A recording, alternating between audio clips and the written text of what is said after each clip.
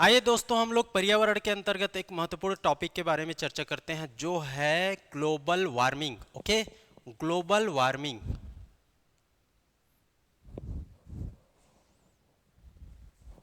Global warming, चलिए global warming के बारे में हम लोग चर्चा करते हैं।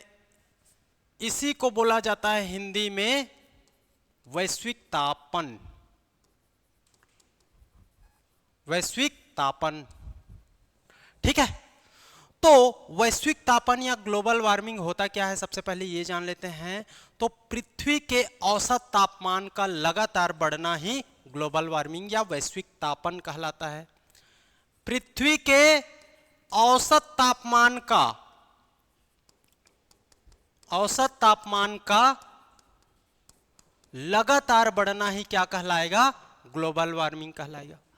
अब ये औसत तापमान बढ़ रहा है, ये क्यों हो रहा है भाई, क्यों हो रहा है, इसको समझना है। ये टॉपिक को आज ही क्लियर करना है हम लोग को, ध्यान से समझिएगा। क्यों बढ़ रहा है, तो इसका रीजन है, इसका कारण है ग्रीन हाउस गैसेस। क्या जी, green house gases. Okay, green house gases.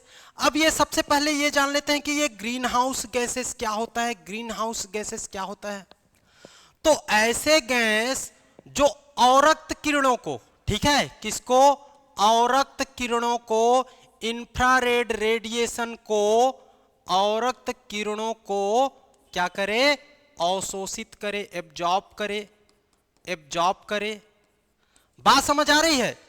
ऐसे गैस जो हमारे वायुमंडल में विद्यमान हैं और हमारे इंफ्रारेड रेडिएशन या औरक्त किरणों को एब्जॉर्ब करके अपने पास रख लेते हैं, जिससे वो गर्म हो जाते हैं, उसी के कारण वायुमंडल में जो तापमान है वो बढ़ जाती है। तो इस ग्रीन हाउस गैसों के कारण हमारे पृथ्वी के वायुमंडल के औसत टेम्परेचर में वृद्धि होती है और वही क्या कहलाती है, वैश्विक तापन या ग्लोबल वार्मिंग कहलाती है। ग्लोबल वार्मिंग कहलाती है, याद रख लीजिएगा।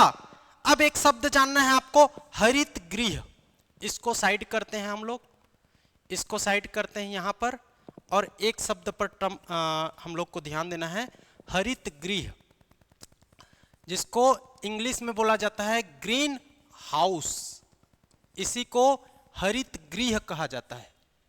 ये कैसा हाउस है भाई, तो ये एक ऐसा हाउस है जो कांच या पारदर्शी पदार्थों या पारदर्शी एलिमेंट से बना होता है। जैसे कि मान लीजिए एक ऐसा घर है, ये ऐसा घर है जो कांच या पारदर्शी एलिमेंट से बना हुआ है।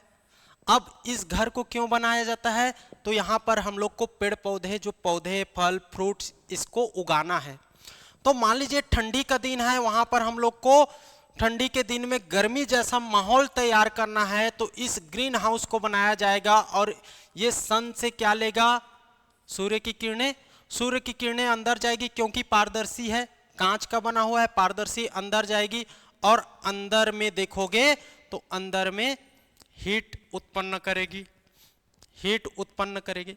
अब ये जो उष्मा है, हीट है ना, ये हीट बाहर नहीं निकल पाता और अंदर में ही घूमने लगता है और अंदर के टेम्परेचर को बढ़ा देता है भाई, टेम्परेचर को बढ़ा देता है। और इतना टेम्परेचर करता है कि यहाँ पर जो पेड़ पौधे हैं, है ना, उनके अनुकूल बनाया जाए और जो हमारे पौधे हैं वो तीव्र रूप से विकास करे, हमारे पौधे हैं वो तीव्र रूप से वृद्धि करे। इस कारण इस ग्रीन हाउस का कॉन्सेप्ट आता है, ठीक है, ग्रीन हाउस का कॉन्सेप्ट आता है। अब इस ग्रीन हाउस पर बहुत सारे प्रभाव भी पड़ रहे हैं, इस ग्रीन हाउस पर बहुत सारे प्रभाव पड़ रहे हैं। इसी कारण हम लोग अगला टॉपिक देखेंगे, इसी के अंतर्गत ग्रीन हाउस इफेक्ट। क्या जी, तो ग्रीन हाउस इफेक्ट, हरित गृह प्रभाव। ओके, हरित गृह प्रभाव, इसको समझना है, ठीक है। तो इसको समझने से पहले हम लोग एक छोटा सा नोटिफिकेशन देख लेते हैं, फिर हम लोग उसको समझ लेंगे।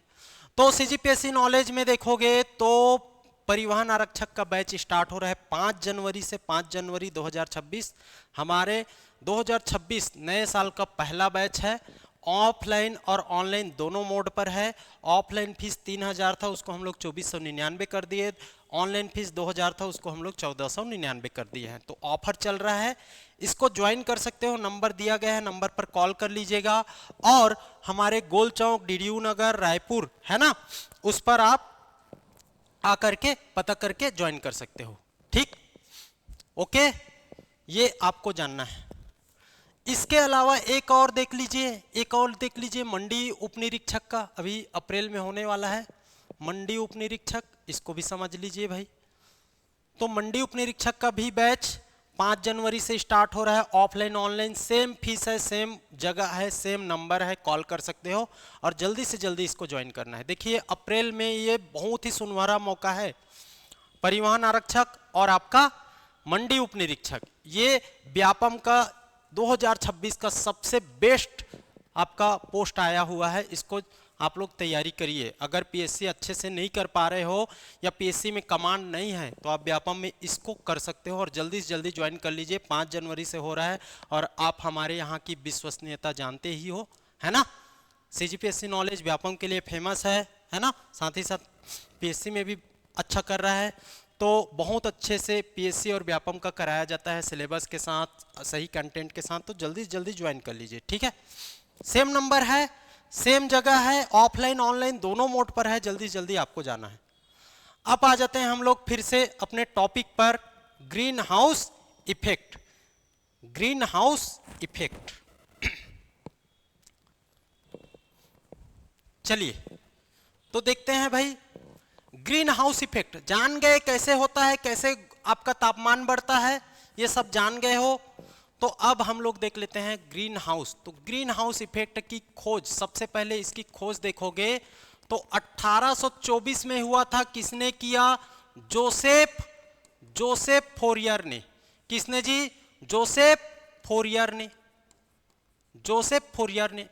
और ग्रीन हाउस की मात्रात्मक जांच, सर्वप्रथम मात्रात्मक जांच याद रख लेना। सर्वप्रथम मात्रात्मक जांच किसने किया, कब किया? तो 1896 में हुआ था। ये आपको जान लेना है। स्वेंटी ओरहेनेस के द्वारा, स्वेंटी ओरहेनेस के द्वारा, याद रख लेना भाई, स्वेंटी ओरहेनेस के द्वारा किया गया था सर्वप्रथम मात्रात्मक जांच ग्रीन हाउस का। ये आपको जानना है। दूसरा चीज आप देखिएगा, ये कैसे कार्य करता है भाई, ये कैसे कार्य करता है, इसको समझ लीजिए कैसे कार्य करेगा। तो इसको समझना है तो हम लोग एक फ्लो चार्ट देख लेते हैं। ये देखिए, ये समझ रहे हो ना, समझते चलिएगा ध्यान से, ये टॉपिक क्लियर हो जाएगा। यहां से आता है एनवायरनमेंट का मोस्ट फेवरेबल टॉपिक है। आप देखिए कैसे कार्य करेगा। तो देखिए सूर्य की ऊर्जा आएगी, है ना, सूर्य की किरणें आएंगी, सूर्य की किरणें पृथ्वी पर आएगी, पृथ्वी पर आएगी ना, और पृथ्वी पर आएगी और पृथ्वी पर इससे क्या होगा, हीट निकलेगा, रेडिएशन निकलेगा। पृथ्वी पर उष्मा उत्पन्न होगी, उष्मा उत्पन्न होगी, उष्मा उत्पन्न होगी। और ऊपर में हमारे वायुमंडल में क्या है, देखिए ये आपका आया सनरेज आया, इधर से हीट निकली और यहां पर हमारे वायुमंडल में क्या है, ग्रीन हाउस गैसेस है, ग्रीन हाउस गैसेस है ना। ये गैसेस इसको एब्जॉर्ब करेंगी, है ना, ये गैसेस इसको हीट को एब्जॉर्ब करेगा, है ना। ये उष्मा है, उष्मा, ये उष्मा को एब्जॉर्ब करेगा। तो वायुमंडल में स्थित या विद्यमान गैसेस, इसको कैसी गैसेस, ग्रीन हाउस गैसेस, उसको क्या करेगी, उष्मा को अवशोषित करेगी, उष्मा को अवशोषित करेगी भाई। अब अवशोषित करेंगी, जैसे ही अपने में ले लेंगी, तो ये तो गर्म है, वो अपने में ले लेंगी, तो ये जो गैसेस है और गर्म हो जाएगा और क्या टेम्परेचर को बढ़ा देगा, टेम्परेचर को बढ़ा देगा।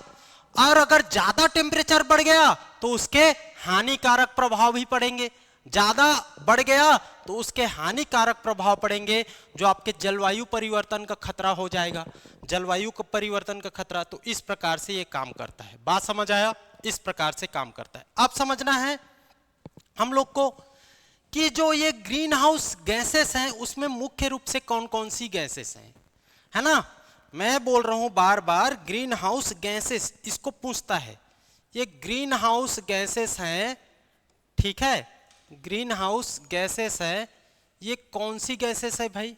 तो इसमें प्रमुख रूप से देखोगे तो कौन कौन सी गैसेस है इसको समझना है। एक तो होता है जल वाष्प, जल वाष्प, ओके, वाटर वेपर बोलते हैं।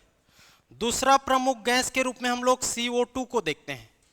तीसरे प्रमुख गैस के रूप में हम लोग CH4 मीथेन को देखते हैं, याद रख लेना मीथेन। और चौथे आपके याद रख लेना हैलोजन्स को देखते हैं, हैलोजन्स को, है ना, हैलोजन्स को देखते हैं, ठीक, इसको याद रख लेना हैलोजन्स, ओके, ठीक है। तो इसी को आप एक और रूप में देख सकते हो, फ्लोरिनेटेड आपका gases, fluorinated gases, fluorinated gas, okay. और इसमें बहुत सारे होते हैं, एक और हम लोग इसको भी देख सकते हैं N2O को, नाइट्रस ऑक्साइड को। तो जल वाष्प, ये जल वाष्प देखोगे तो मुख्यतः ये जल चक्र होता है, जल चक्र, जल चक्र पढ़ लेना भाई, जल चक्र जैसे होता है तो जल चक्र के कारण ये जल वाष्प बनता है। तो ये लगातार आपका बदलता रहता है, मतलब ये परिवर्तनशील है, परिवर्तन होते रहता है, स्थायी नहीं है। कार्बन डाइऑक्साइड देखोगे, कार्बन डाइऑक्साइड तो ये आपके प्रदूषक गैस नहीं माने जाते, प्रदूषक गैस नहीं माने जाते। कार्बन डाइऑक्साइड इंपॉर्टेंट गैस है, प्रदूषक गैस नहीं माने जाते, लेकिन ज्यादा इसकी मात्रा बढ़ जाने पर, इसकी मात्रा बढ़ जाने पर, अधिक हो जाने पर ये क्या कर लेता है, एक जगह में वो एकत्रित होकर एक बादल बना लेता है और बादल हीट को बहुत ज्यादा एब्जॉर्ब करके ये तापमान को बढ़ाता है। CH4 मीथेन, मीथेन बोलते हैं इसको, ये मीथेन इंपॉर्टेंट है। अगर हीट एब्जॉर्प्शन के मामले में देखें तो ये मीथेन की क्षमता कार्बन डाइऑक्साइड से भी अधिक होती है, याद रख लेना। हीट एब्जॉर्प्शन या उष्मा अवशोषण के मामले में देखें तो मीथेन की क्षमता कार्बन डाइऑक्साइड से भी अधिक मानी जाती है, इसको भी याद रख लेना है। और प्रतिवर्ष 1% का आपका मीथेन का वृद्धि हो रहा है, दर, है ना, मीथेन उत्सर्जन की दर में प्रतिवर्ष 1% की वृद्धि हो रही है। नाइट्रस ऑक्साइड बहुत इंपॉर्टेंट है, नाइट्रस ऑक्साइड को इस तरीके से भी व्यापम में पूछा जाता है, इसी को हम लोग हास्य गैस के रूप में देखते हैं, हास्य गैस। ये नाइट्रस ऑक्साइड आपको इसको सूंघ लिए फिर हंसते रहोगे, तो हास्य गैस के रूप में भी हम लोग इसको जानते हैं। फ्लोरिनेटेड गैस में देखोगे तो PFC हो गया, HFC हो गया आपका, ये सब आ जाता है, ठीक है। तो ये सब गैसेस उसके अंतर्गत, परफ्लोरोकार्बन, हाइड्रोफ्लोरोकार्बन, नाइट्रोजन ट्राइफ्लोरो, ये सब देखते हो तो ये सब इसके अंतर्गत आ जाता है। तो इस प्रकार से ये ग्रीन हाउस गैसेस है जो हीट को एब्जॉर्ब करके वायुमंडल में ही रख लेती है और वायुमंडल के टेम्परेचर को बढ़ा देती है, और इसके बहुत सारे घातक परिणाम भी देखने को मिल रहा है आज के समय में, ओके, ये आपको जानना था, ठीक। तो ये है ग्रीन हाउस इफेक्ट, और इसी के थ्रू आपका ग्लोबल वार्मिंग का समस्या आ रहा है। ग्लोबल वार्मिंग से आपके ग्लेशियर ये सब पिघल जाएंगे जो क्लाइमेट चेंज को आमंत्रित करेंगे, है ना, और इससे एक बड़ी प्राकृतिक आपदा देखने को मिल सकती है। तो इन सब पर कंट्रोल करना हमारी जिम्मेदारी बन जाती है, ठीक है। तो आप लोग हमसे जुड़ी रहिएगा, इसी तरीके से वीडियो नए नए टॉपिक पर, हॉट टॉपिक पर, जो इम्पोर्टेंट टॉपिक है उस पर हम लोग आप लोग के लिए लाते रहेंगे, ठीक है। Thank you.